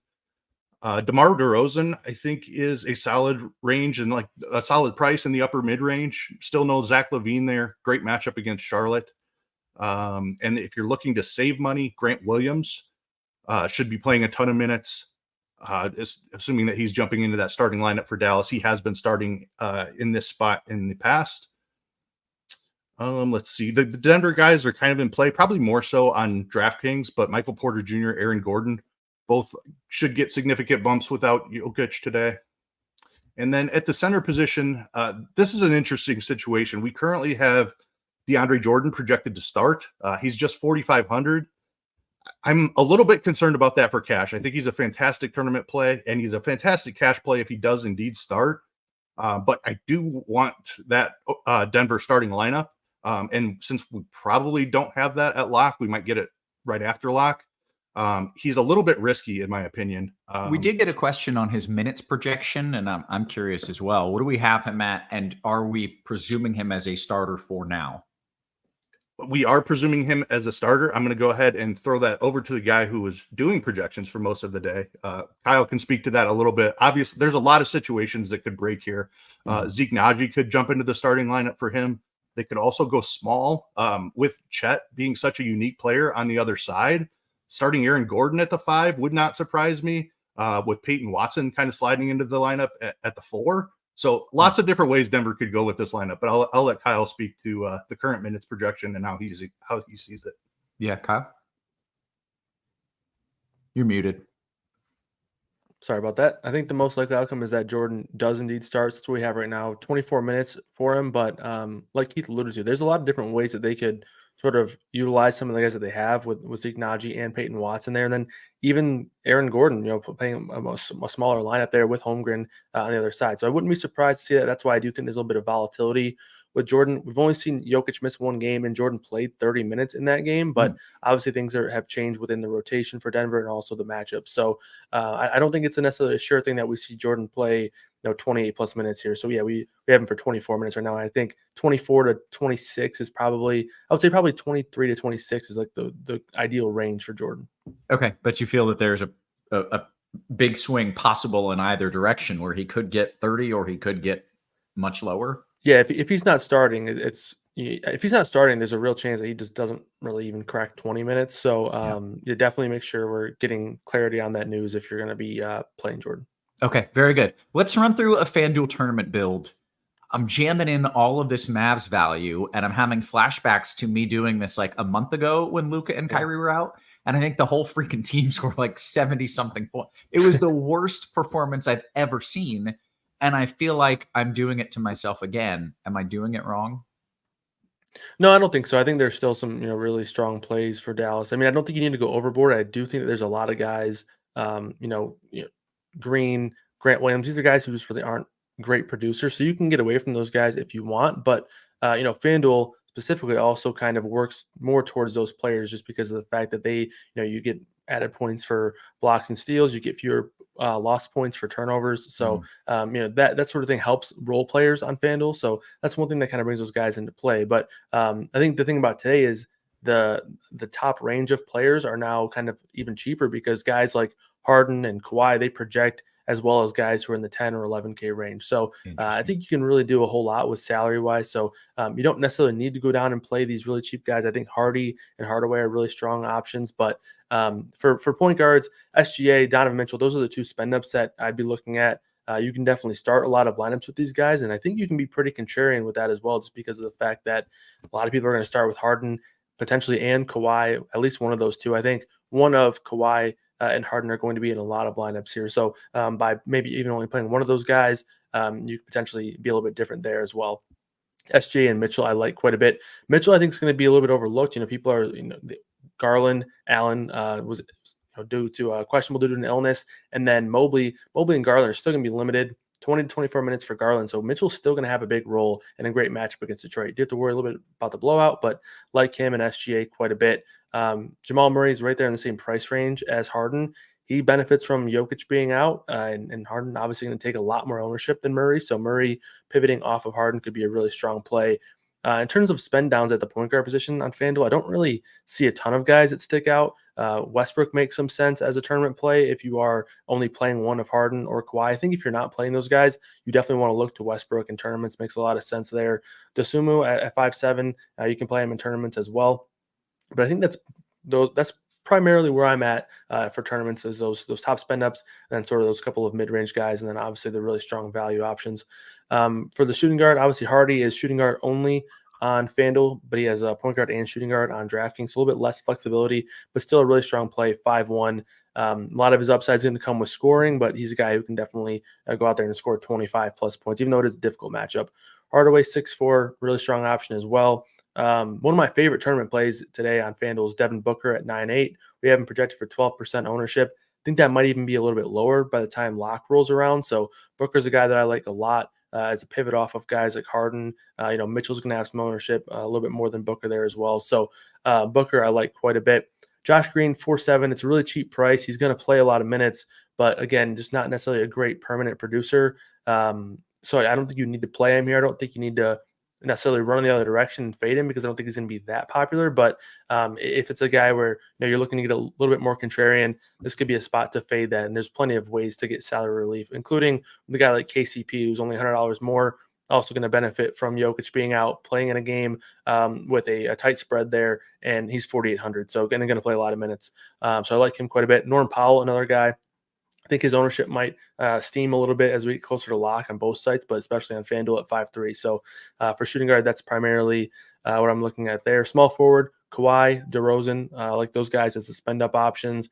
Paolo Banchero has been really good, and he's never really getting a lot of ownership, so I have no problem going to him. I don't know if I'm going to have as much of him as I would preferably like, just because of some other pivots that I like in that price range, but I do think that he's a strong play as well. And then Michael Porter Jr., 6'3" on FanDuel, think he's in play as well. And then all the other guys that I've sort of mentioned so far, all these Dallas players and Kawhi, I think are the guys who are more so optimal or single entry type tournament plays. For power forward, you can play Sabonis and Jared Allen at power forward. I like Jared Allen a lot here. I know he's dealing with the illness. I think people are going to essentially overlook him because of the fact that you have Mobley coming back. He's probably not going to play any more than 26 to 28 minutes. It's a really good matchup against Detroit. And then obviously him being sick, I think people might steer away from that. But Allen, I still do like quite a bit in tournaments. Wemby is also an exceptional tournament play. I'm very curious to see where his ownership finishes at, because obviously Keldon Johnson, Zach Collins have been ruled out. So I think his ownership number is going to come up a little bit, but he's a really strong play here, in my opinion, especially if that ownership does stay down. I do like him a little bit more on DraftKings, but still a strong play on FanDuel. Grant Williams kind of in the same boat as Josh Green there, where he's very cheap. He's going to play a lot of minutes, but he's not necessarily an exceptional per-minute producer, so you don't need to play him there. But for Grant Williams, it's a little bit more difficult to find pivots than it is for Green. So Grant Williams, I think I would prefer over Josh Green in tournaments. And then for the centers, obviously you have the cheap options that we talked about with Jordan there. Obviously on FanDuel, he's going to be very popular. And I think that there's plenty of ways to build without Jordan here. So I think that you don't necessarily need to lock him in there at 45% projected ownership. It's a little bit higher than I'd like. And you can instantly get different there by just playing a different center. A pivot that I do like at that same price range is Mason Plumlee. I don't think Paul George being out is like some immense boost for Plumlee, because you still have so many usage guys who are going to step in front of him. But it's a great matchup against Washington. He's going to play 23 to 24 minutes, and that might not even be all that different than Jordan. So I do like Plumlee as a pivot for tournaments. Some spend up options at center for tournaments: Wemby, Karl Anthony Towns, Allen I already mentioned, and then probably my favorite at the center position is Vucevic. So that's where I'm at for tournaments. Okay, very good. We should note this show, by the way, presented by FanDuel. Bet $5, get $200 in bonus bets if your first bet wins. For new users in Arizona, Colorado, Connecticut, Illinois, Indiana, Iowa, Kansas, Louisiana, Maryland, Kentucky, Massachusetts, Michigan, New Jersey, New York, Ohio, Pennsylvania, Tennessee, Virginia, Vermont, West Virginia, and Wyoming. Terms and conditions apply. Must be 21 and up. Gambling problem? Call 1-800-GAMBLER. That is 3 days in a row. I have butchered that read. I'm not going to do it 4 in a row. I'm going to thought you had at that time. So it was I was a there. Great start. Yeah, I thought I was there, and we just skipped the state. Let's talk DK Ice. I'll let you go, and then I'll bring in some of my stupid thoughts and questions. But I will just let you run with it for starters. Okay, real quick, we did get Zion Williamson out, and Herb Jones as well, so that does boost New Orleans. On the FanDuel build, I had mentioned DeRozan. I do slightly prefer Brandon Ingram now. He's a little bit cheaper and should project great. Difficult matchup against Houston, but Brandon Ingram, I think, definitely jumps into the FanDuel cash conversation. CJ McCollum is a little bit pricey over on FanDuel, but I do think he's in play over here on DK. Okay, very good. There are so many good plays in the util at that 75, Ingram, Vooch, DeRozan. There's so many good plays in that range, and I'm I don't know which of these guys I want to play. Anyways, run me through a build, Ice. All right, let's do it. 3 core tags over here for Noto. 2 of them coming over from same as FanDuel as well. James Harden and Jaden Hardy. Talked enough about those guys already. Nikola Vucevic is only 7,500. Gets the core tag from Noto as well. Awesome matchup against Charlotte, a team that we always target big men against. No Zach LaVine there, and just shorthanded in general. Vooch should be out there for mid-30s minutes. Going through it position by position here. You're definitely plugging in Harden as your point guard. Hardy has point guard, shooting guard eligibility as well, so easy enough to get both of those guys into your lineup. Jamal Murray, another guy you could certainly consider at 8,100. No Jokic, should get a really nice boost here against Oklahoma City. Again, SGA without Jalen Williams should have all the usage that he wants tonight. I think he is definitely in play despite a tougher matchup against Denver. Some shooting guards, Tim Hardaway Jr. certainly in the conversation. Ayo Dosunmu, again, another cheap guy who's going to play a ton of minutes tonight. Norman Powell is same price. I do prefer Dosunmu slightly if choosing between Ayo and Powell. Powell does have the small forward eligibility, which is useful, a little bit weaker of a position there. I think you're definitely getting Kawhi Leonard into your cash lineup as well. I mentioned Brandon Ingram is now cash viable as well. Tim Hardaway Jr. at just 6K is certainly in your cash game lineup. He should have just monster usage in this spot. Michael Porter Jr. is just 5,700. Historically, hasn't received a huge bump without Jokic, but he's going to be out there for a bunch of minutes. They're going to need scores. Porter Jr. is definitely going to be involved. Talked about Norm Powell already. Let's see. Power forwards here. Grant Williams is just 4K. Should be out there a ton for Dallas. Aaron Gordon at 5,400. Definitely in play without Jokic. And then centers that we are considering. Talked about Vucevic as the core play. as you can play 2 of them. You could certainly consider Alperen Şengün has been playing a bunch of minutes as well. New Orleans now shorthanded on the other side. And then DeAndre Jordan is going to enter the conversation again, just 4K here. Again, I do want that starting lineup before I go ahead and lock him in. Okay, very good. That was quick and easy. Let's kick it. We're got a ton of questions come in, and we'll get to those in a bit. But let's kick it to Kyle here and walk through your thoughts tournament-wise. What are you stacking? What are you doing? And is there anything different here as opposed to FanDuel? Yeah, honestly, on FanDuel, a lot of the pricing, like in terms of the tiers, it does feel pretty similar. So I don't think a ton is all that different there. I think from a tournament perspective, there are a lot of really strong pivots off of chalk. I think some of the chalk does project pretty well, but there are pivots in that same price range or even on the same team. I think a lot of people are going to potentially look at some Denver options. Obviously, Jordan's going to be one of the more popular value plays. But, pairing maybe a couple of those Denver guys up with SGA, I think makes sense. SGA is 9.9, a little bit cheaper than he is over on FanDuel. So I do like him more on DraftKings. But I mentioned Devin Booker on the FanDuel side. I like him a lot on DraftKings as well. Again, he's going to be one of my favorite tournament plays of the night. So Booker's going to be a guy that I think is a strong pivot. He's right in the middle of Mitchell and SGA.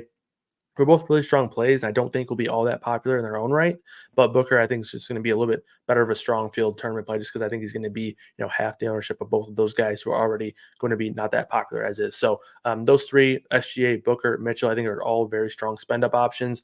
You have all of the Clippers options who are definitely in play in tournaments. I don't really think you necessarily need to fade any of those guys. I think more so the discussion is how you want to play them. I think playing Harden and Kawhi is fine, but if I'm doing that, I'm probably not overly excited to play Powell and Westbrook.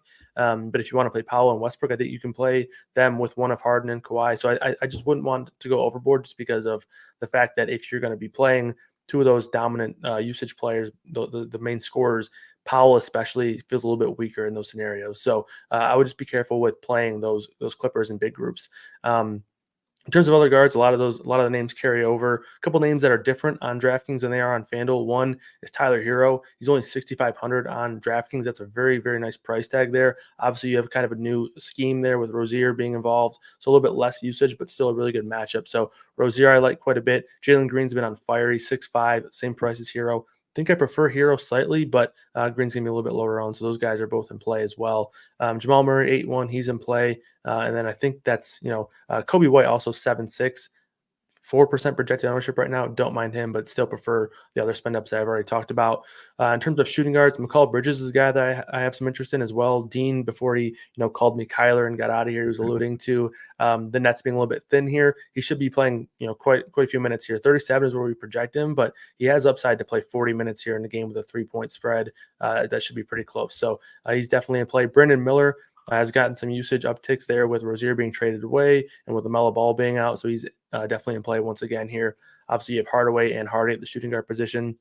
That makes some sense as well as the more optimal type plays. Dosunmu could be a pivot off of Hardy, I suppose, but I do think Dosunmu is going to have a good amount of ownership as well, and I don't think Hardy's a guy that I'm going to be fading here on DraftKings. He's just too easy to get in lineups and too cheap. But Powell also in that price range at 4.6. I don't think you need to play all of these guys, but I think having 2 of these guys in tournament lineups is still more than fine because I do think Hardy's going to cannibalize a lot of the ownership off of Dosunmu and Powell there.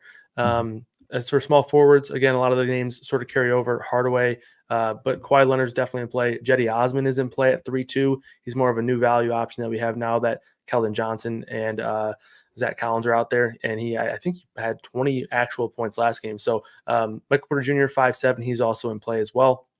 For power forwards, again, Kawhi's over here, Osman's over here, Michael Porter Jr. is over here, but Wemby is my favorite tournament play as of now. Again, we still have him at 10% projected ownership.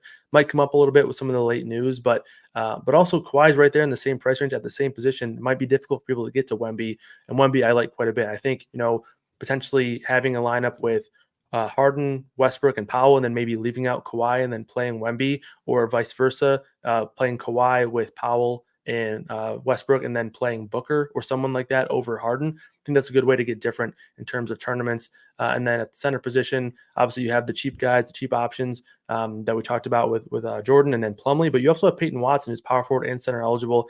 If Jordan busts, it's probably going to be because somebody else is getting minutes over him, and Peyton Watson's probably going to be the guy that benefits there. And then Mason Plumlee, another cheap value option that I like at the center position as well. Okay, very good. Guys, I'm getting a few questions here on, I think it's some of the New Orleans news.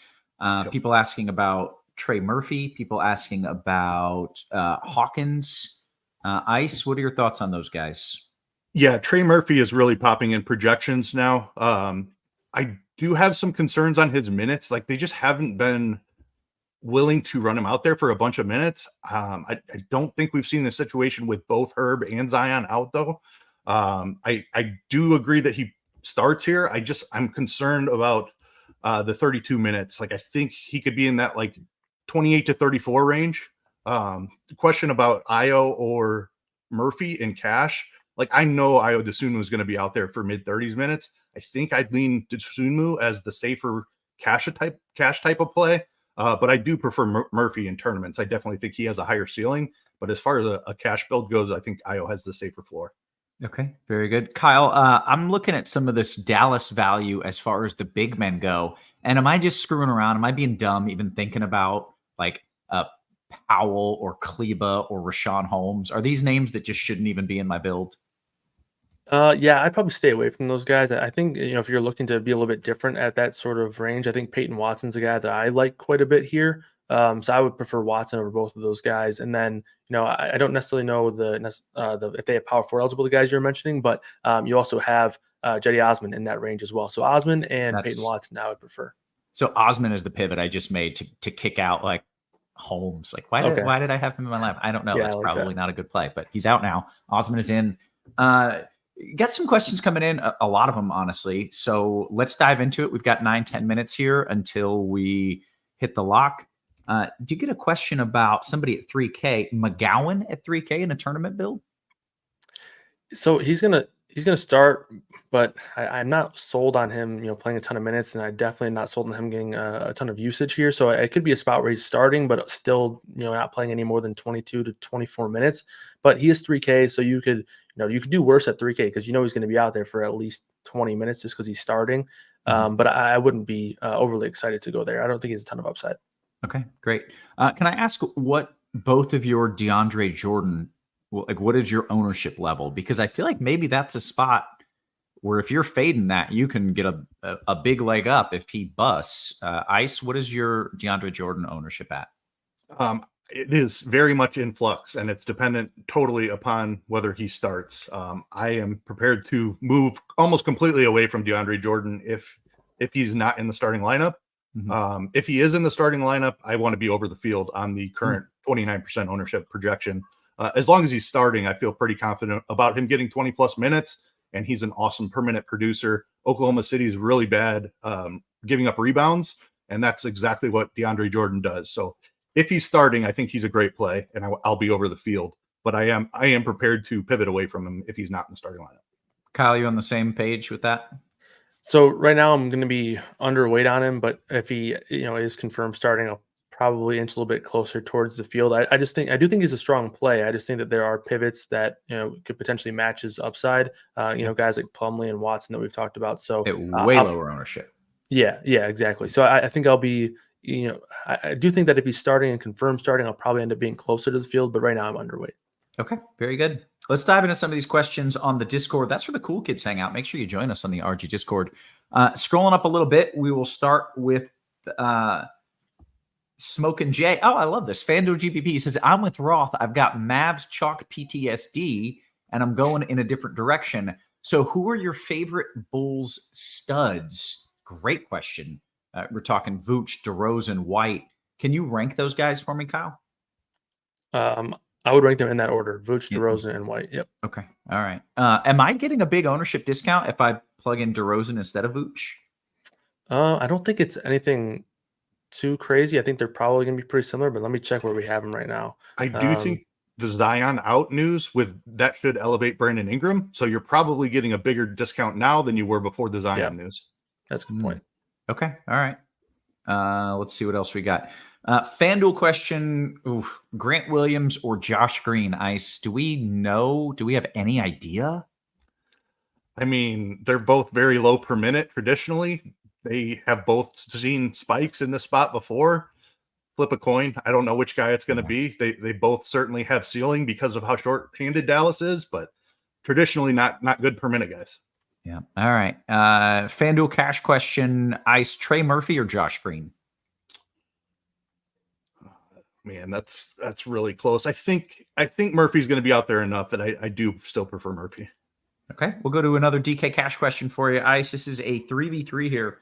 Jetty, THJ, and Ingram, or Ayo, Jamal Murray, and Grant Williams? I think I would lean the first one there. Okay, great. FanDuel GPP, bringing you back in here, Kyle. Last piece from Nola with Zion out. Nance or Murphy? I think Murphy's a little bit of the safer option. Probably even has the higher ceiling, so I'll go Murphy. Okay, great. DK single entry from Mixtape Dave. You want Jordan or Grant Williams in the util? That's DeAndre Jordan, right? In single entry? Yeah, I think you maybe make a pivot there if he's not starting, but if Jordan's starting, yeah, definitely him over Grant Williams. Okay. What else do we have? FanDuel single entry. Is it okay to play Powell, Russ, and Harden together? Yeah, I think it's fine. Powell, Russ, and Harden. Yeah, I think that's totally fine. I think the one I would be worried about is playing both Kawhi and Leonard, and then all four of those guys, or Kawhi and Harden, and then all four of those guys. But even three with both Kawhi and Russ. But with only one of Harden and Kawhi, I think that's totally fine. Okay, I'm going to try to ride this mute button pretty hard as there's a screaming toddler outside the office right now. But so apologies if you hear any of that. FanDuel Cash 3v3 Ice, Bridges, THJ, and Watson, or Norm Powell, Wemby, and Kleba?